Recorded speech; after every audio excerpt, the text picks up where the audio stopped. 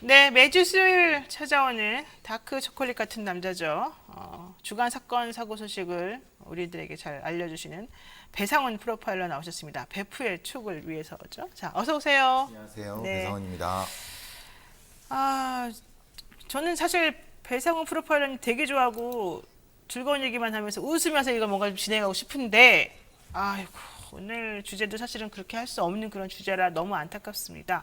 손도끼를 들고 찾아온 군대 선임 그리고 후임으로부터 금전적 협박을 당하다가 결국은 뭐 제대한 지 일주일 만에 극단적 선택을 한 20대 남성 사건이고요. 이 내용은 지금 정치적으로 너무 이슈가 커가지고 또 많이 묻힌 그런 느낌이 들어서 더 안타까운 부분이 좀 있습니다. 자, 우선 SBS 보도를 통해서 알려졌는데 지난달 초 한 남성이 군 제대 일주일 만에 극단적 선택한 사실이 이제 좀 드러났습니다. 사건이 나왔습니다. 자, 일단 개요를 한번 정리를 해주실까요? 예. 지금 조금 바꿔야 될 것은 바꿔야 돼요. 남성 한 분이 돌아가셨지만 그의 누나분도 돌아가셨습니다. 그러니까, 누나도 같이요? 예. 그러니까 두 분이 돌아가신 거고 이것을 사건 자체는 극단적 선택으로 지금 이제 보도되고 있지만은 이건 그냥 변사입니다. 그러니까 말하자면은 아직 모릅니다. 그러니까 우리가 보통 이런 사건에서 어떤 분이 극단적 선택을 했다는 것은 팩트로 알고 있지만 그건 수사가 돼 봐야 되는 거고 네네. 정확한 건 8일 날 이분이 돌아가셨습니다. 근데 그 오전에 군대 선후임이 찾아와서 협박을 한 거죠. 근데 협박한 내용이 금전적 협박을 했다고 얘기되고 있지만 그 단 한 건으로만 협박한 것이 아니라 그 이전부터 그러니까 군대 내 있을 때부터 다양한 협박과 학대에 시달렸고 그 이후에도 여러 가지 금전적인 걸 포함한 학대에 시달렸기 때문에 이런 결과가 나왔고 그렇기 때문에 이것을 단순한 한 사람의 그런 선택으로 보는 것보다는 연결된 어떤 사건으로 봐야지 설명이 될 수 있고 그렇기 때문에 이 돌아가신 분의 누나도 같은 협박의 맥락 속에서 돌아가시게 된 것 여기까지를 봐야 되는 거죠. 그렇죠. 그러니까 그 직접 피해 당사자인 그 20대 남성 선택도 사실 너무 안타까운데 더 또 주목을 해봐야 될 건 그 누나까지 예. 그렇게 할 수밖에 없는 상황이 이제 벌어진 그 조직적이고 시스템적인 문제 예. 이 부분을 우리가 좀 밝혀봐야 된다는 핵심적인 거죠. 거는 두 분이 돌아가셨지만 이 과정에서 군사경찰의 무능과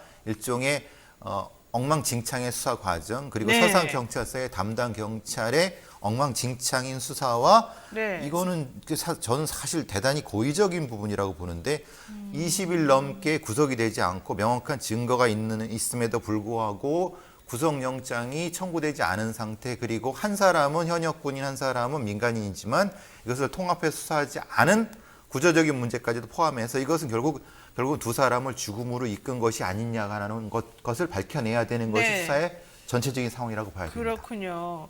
지금 우리 그 방송 보시는 분들 왜 돌아가셨는지 좀 더 설명을 좀 잘해달라 뭐 이런 얘기도 좀 하고 계시고 너무 안타깝다 이런 얘기도 하고 계시는데요. 그러니까 보니까 피해자는 일단 제대를 했어요. 예. 근데 이 피해자보다 먼저 제대를 한 선임이 있어요. 그리고 아직 현역 군인인 후임이 있는 예. 거죠. 제대를 안 한 사람이니까 그 사람은 더 늦게 들어왔겠죠. 어쨌든 이 사람들이 아파트를 찾아와가지고 옥상으로 이 사람을 불렀다는 거예요. 당일날 돌아가시기 당일날 오전에 네, 그리고 난 다음에 이번에 극단적 선택을 했다는 거예요. 바로 한 것이 아니라 8시간 뒤인 오후 4시에 그러니까 그럼 그 8시간 동안 뭔가 되게 엄청난 갈등과 여러 가지 힘든 상황이 있었겠죠. 그래서 이 사건의 본질이 네.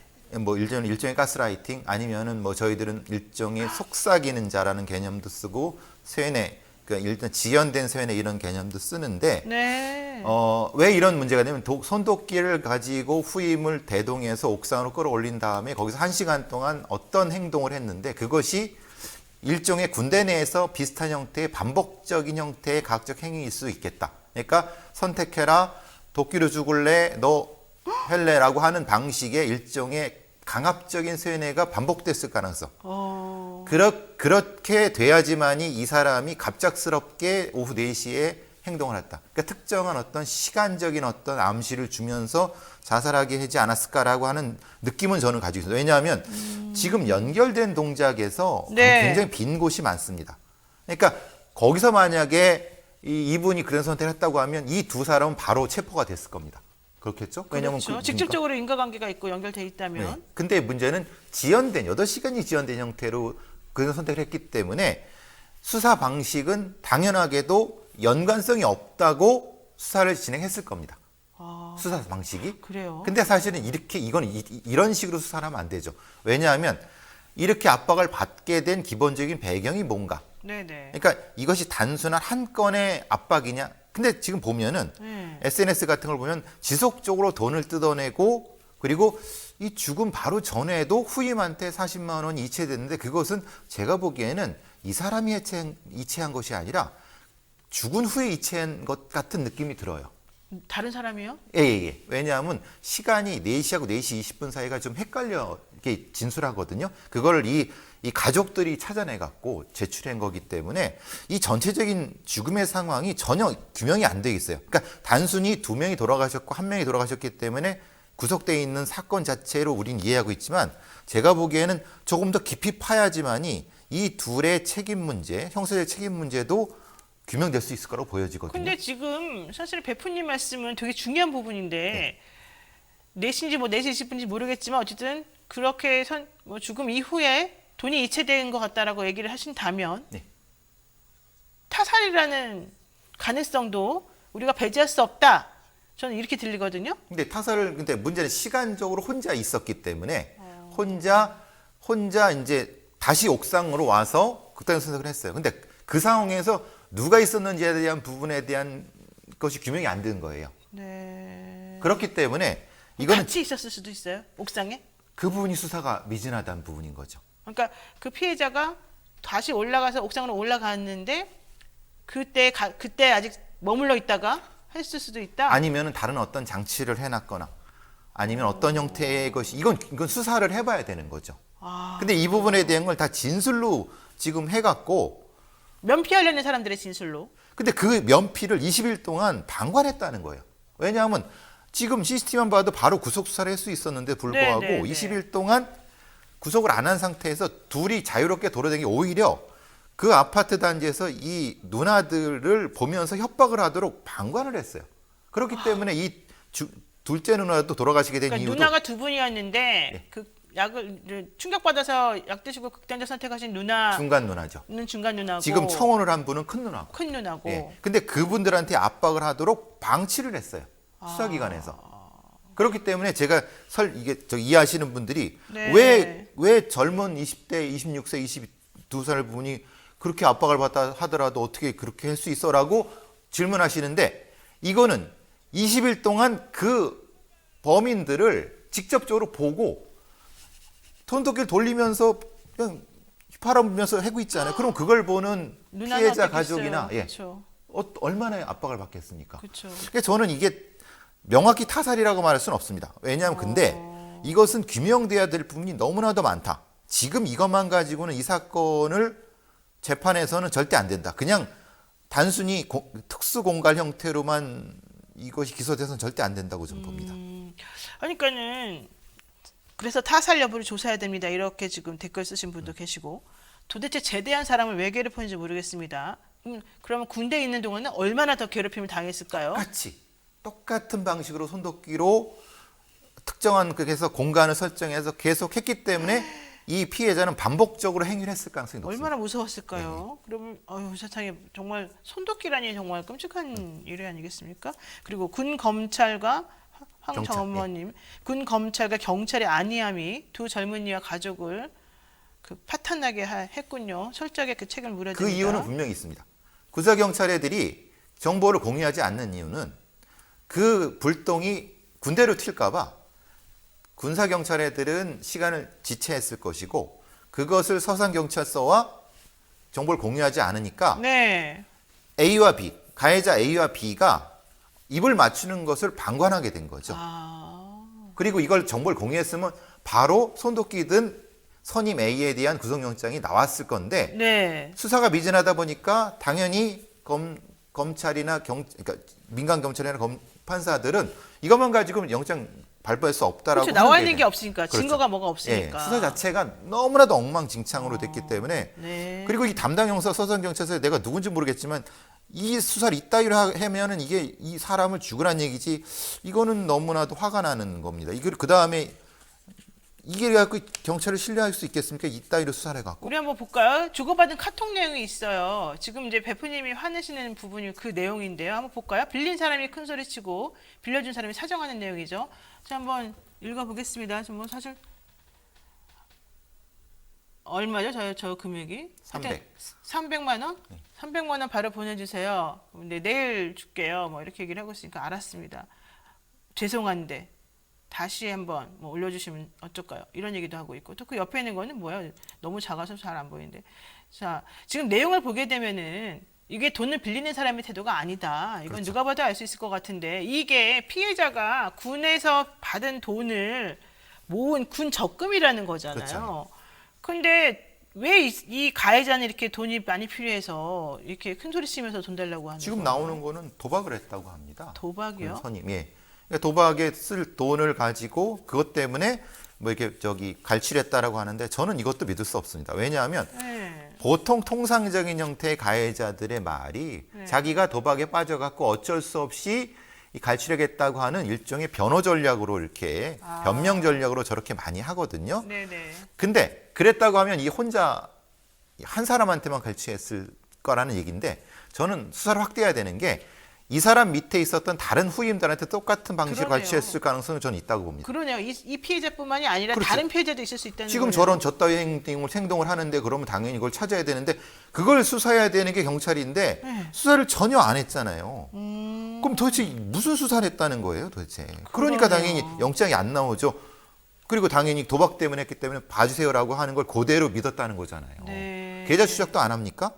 대한민국 경찰이 이렇게밖에 수사 못 계좌 하니까? 추적도 안 했대요? 그러니까 관련된 부분을 하면 금방 나오잖아요.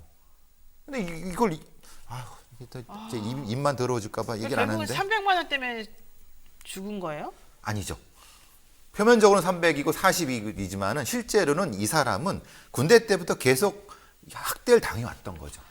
그러니까 그것을 은폐하려고 구사 경찰 애들이 이걸 확대 수사를 정식적으로 진행 안 시킨 부분이 나타난 거죠.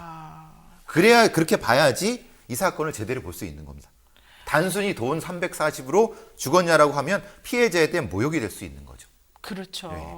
근데 이렇게 생각하시는 분들이 또 있어요. 일각에서는 아무리 그래도 그 돈 없다고 성인 남자가 군대까지 갔다 온 사람이 그렇게 극단적인 선택을 할 수가 있느냐. 이건 말이 안 되잖아. 가스라이팅의 무서움을 모르시는 겁니다. 아, 왜냐하면 군대 내에서 이 상근대대에 근무했다고 하는데요. 네. 특정한 공간에서 특정한 무기로 특정한 방식으로 반복적으로 협박이 이루어지고 그 사람이 민간에 와서도 똑같은 해결을 한다고 하면 그 절망감은 폭증합니다. 공포의 폭증이 일어났을 거예요. 네. 군대 내에서 군대 제대하면 내가 해방될 수 있을 거라고 생각했는데 자기가 살던 집에 옥상에 와서도 똑같은 짓을 한다고 생각해 보십시오. 군대 내에서 똑같이. 그럼 이 사람이 피해자가 어떻게 생각하는지. 그렇군요. 그러니까 이 심리적 조정이라고 하는 이 가스라이팅이라고 하는 게 정말 엄청나게 무서운 거거든요. 가스라이팅 그리고 조금 약간 속어지만 속삭이는 자. 속삭이는 자? 예. 귀에다 대고 어. 너 나 알지? 이거 평생 너 반복될 거야. 너 어떻게 할 거야? 라고 하면은 네. 이 사람의 정신 상태가 대단히 무너져 버리게 됩니다. 그걸 그 아침에 그 행동을 한 겁니다. 그러니까 이 피해자는 어떻게 느꼈을까요? 절망. 나는 도저히 못 벗어난다. 벗어났다. 못 벗어난다. 그리고 그것을 방관에는 후임이 저기 보고 있잖아요. 이 후임의 존재도 대단히 중요합니다. 그러네요. 연속성을 의미하는 어쨌든 거거든요. 둘이 같이 예. 이 한 명을 압박하는 그런 상황에서 엄청난 힘을 발휘했겠네요. 후임은 또 현역 군인입니다. 어떻게 느꼈겠습니까? 그렇고 이것이 계속 반복됐을 거라. 그리고 그들이 동생을 그렇게 만들고 누나한테도 똑같은 형태의 협박을 했다고 하면 누나는 어떻게 생각했을까요? 네. 그 누나도 역시 극단적 선택을 되는 이 가스라이팅을 그냥 별거 아닌 거로 보시면 큰일 납니다. 아니 근데 이거는. 잠깐만 예. 이해가 안 가는 게 왜 협박을 하죠? 돈을 빌려준 사람이 너 돈 갚아라 이런 게 사실은 압박이 될 수 있겠지만 이거는 지금 피해자는 돈을 빌려줬잖아요. 그런데 가해자가 가서 뭐라고 협박을 한다는 거예요? 협박을 안 한 거죠. 협박을 안 해요? 안 한 것이 아니 협박을 한 것이 아니라 말로 협박을 안 한 것이 아니라 또 보내? 돈 달라고 예, 또 보내? 손들기 들고 가서 예, 돈 달라고보다는 그냥 똑같은 행동을 했습니다. 그럼 그게 무슨 의미인지 피해자는 잘 알 겁니다. 아, 그렇군요. 그게 바로 가스라이팅입니다. 자, 보세요. 자, 노영의 뉴스인 사이다. 지금 배상훈 프로파일러와 배포 쪽 함께하고 있는데요. 궁금한 내용 댓글 지금 많이 달아주고 계시는데 피해자 가족들의 억울함을 풀어달라 이런 얘기가 되게 많습니다. 그리고 경찰, 검찰 너무 실망이다. 무능한 사람들 왜 이러냐 뭐 이런 얘기도 많이 있어요. 자, 한번 또 보겠습니다. CCTV 화면이 있어요. 여기 지금 저는 사실 손도끼라고 하는 게 상상이 안 갔는데 이 화면에 나온 저 사람이 지금 들고 있는 저게 바로 손도끼라고 하는 겁니다. 지금 동그라미 빨간색 동그라미 안에 이제 채워져 있는 저건데요. 저걸로 사람을 내리칠 수 있겠다. 나를 저걸로 어떻게 해야 할 수 있겠다. 이런 생각이 들면 사실 정말 무서울 것 같은데 그냥 아무것도 안 해도 저 도끼만 들고 있는 그 자체로도 일단 압박이 된다는 거잖아요. 그렇죠. 그래서 보통은 저런 협박 특수공갈 할 때 중도끼나 대도끼, 악스 같은 건 안 씁니다. 보통의 경우는 큰 도끼 같은 경우는 협박이 안 돼요. 큰 도끼가 협박이 될 것 같지만 큰 도끼는 협박이 안 돼요. 예, 작은 도끼 같은 경우 쉽게 이제 목에 이렇게 얘기하면 되는구나. 이 구체적으로보다는 그 협박이나 위협 정도가 되게 강합니다. 그래서 손도끼를 많이 쓰는 이유가 있는 거고요. 그래요? 손도끼 많이 쓰는 이유가 훨씬 더 훨씬 더 정확하게 타격을 할 수 있어요. 위협의 요소가 들이대고 하는 형태가 있기 때문에 손도끼를 많이 씁니다. 아까 오히려 큰 도끼보다도 예. 그게 더 위협적으로 다가올 수 정신적으로도 있다. 더 큰 타격을 줄 수 있고요. 뭐 이게 제가 문신에 대한 타투에 대한 오해를 뭐 하는 건 아닌데 저분 왼팔을 보시면 다시 보여주세요 화면에. 그리고도 예. 아니죠. 잘 보시면 왼팔 보십시오. 아, 왼팔 진짜 예. 오른쪽 팔은 깨끗한데 예. 왼쪽 팔 지금 내리고 예, 있는 예. 왼쪽 팔. 왼팔에 그림을 그렸죠. 예, 제가 지금 예. 커서로 움직이고 있는데 거기에 뭐 저 시커멓게 돼 있고 저건 무슨 그림입니까? 저게 뭡니까? 그러니까 이게 일종의 그 마치 조폭인 양 아. 그 그림을 그리고 다니는 그 쭉 이쪽으로 무섭게 하려고? 예예예 그렇게 하고 다니는 거죠. 실제로 조폭인지 어떤지 모르겠습니다만은 그 네. 부분도 수사가 돼야 되는 건데 네, 저 행위가 군대 내에서도 반복됐을 가능성이 높다는 거예요. 그렇죠. 그래서 이제 이 사건이 단순히 개인에 대한 한 개인에 대한 공갈 협박으로 끝나면 안 된다는 거죠. 아니 근데 가해자들이 피해자 사망을 먼저 확인했다면서요. 그러니까 신고도 가해자들이 그럼 한 겁니까? 어떻게 된 겁니까? 그러니까 이 부분이 명확치가 않아요. 그러니까 지금 시차가 한 20분 차이가 나고 그것도 SNS 통해 확인을 했다는 거죠. 먼저 확인했다며 뭐 이런 것이 지금 SNS에 나오고 있거든요. 그게 경찰에서 제출이 됐는데 네. 그럼 왜 이거를 첫 사건 발생했을 때 변사 사건 발생했을 때 왜 수사가 안 됐습니까?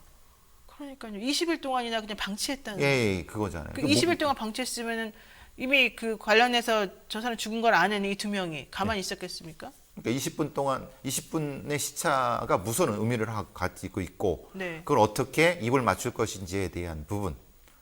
그러니까 그러면 지금 얘기는 참 묘한 거는 뭐냐면 얘들이 그걸 지켜보고 있었다는 것밖에 안 되지 않습니까? 그러네요, 진짜. 그럼 지켜만 봤을까요? 이건 수사 상황이잖아요. 수사를 어떻게 한 겁니까 도대체 그러면? 그럼 4시 20분인데 4시 20분 차이가 나서 그거 보고 있었다는 거잖아요. 그러면 네. 그러니까 어쨌든 극단적 선택을 한 피해자가 3남매 가운데 막내라는 거예요. 위에 누나가 2명이 네. 있고.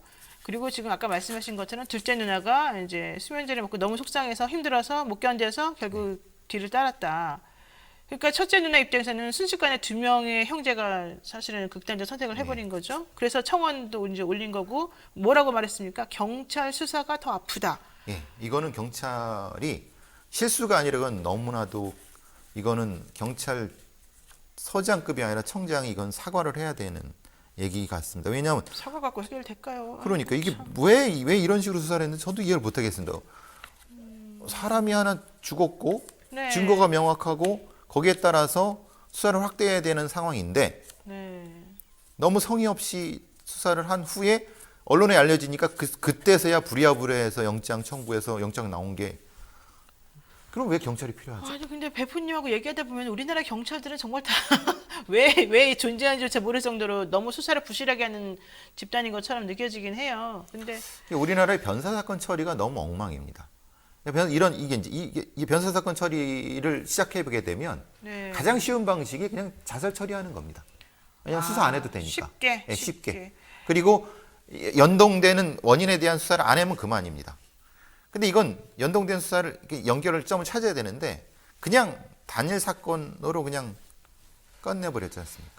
그러니까 요즘에 군대 내부의 부조리를 다룬 뭐 넷플릭스 드라마인가요? 뭐 DP라고 하는 드라마가 엄청나게 인기라고 그러는데 여기도 이제 사실 이런 거 나오잖아요. 제대한 선임을 찾아가서 복수하는. 그렇죠. 이게 사실은 그냥 허술하게 넘길 만한 그런 내용이 아닌 것 같네요. 이게 전혀 저녁 관리가 안 된다는 거죠. 군대 내에서. 저녁 관리. 예. 아, 저녁 관리가 네. 보통 저녁 전에 한 달 정도의 관리를 하는데 네. 그 부분이 안 된다는 거죠. 좋습니다. 자, 앞으로도 수사 어떤 식으로 되고 어떤 결과가 나올지 한번 지켜보도록 하고요. 자, 노영희 뉴스인사이다 배성훈 프로파일러와 함께하는 배프의 촉은 여기까지 하겠습니다. 오늘 말씀 고맙습니다. 감사합니다. 네. 네, 오늘 방송 어떠셨습니까? 제 마무리 이제 해야 되는데 아까 제가 처음에 한동희 기자 응원하는 댓글 올려달라고 그랬더니요. 소피아 0501님께서요. 결혼 안 한 딸 있으면 사위 삼고 싶은 한 기자님. 다음 초대사님을 위해 하시는 예의 바른 모습 매번 보면서 참 요즘 젊은 사람 같지 않게 가정교육 바르게 잘 받았구나 이런 생각을 합니다. 물론 미남이기도 합니다. 칭찬합니다. 이러면서 하트를 3개나 올려주셨어요. 아니 근데 이분은 어떻게 이렇게 짧게 보시고도 우리 한 기자의 상황을 정확히 아시는지 가족이 아닌가 의심스러울 정도입니다.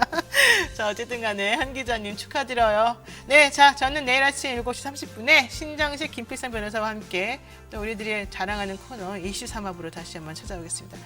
오늘 시청해주신 여러분 고맙습니다.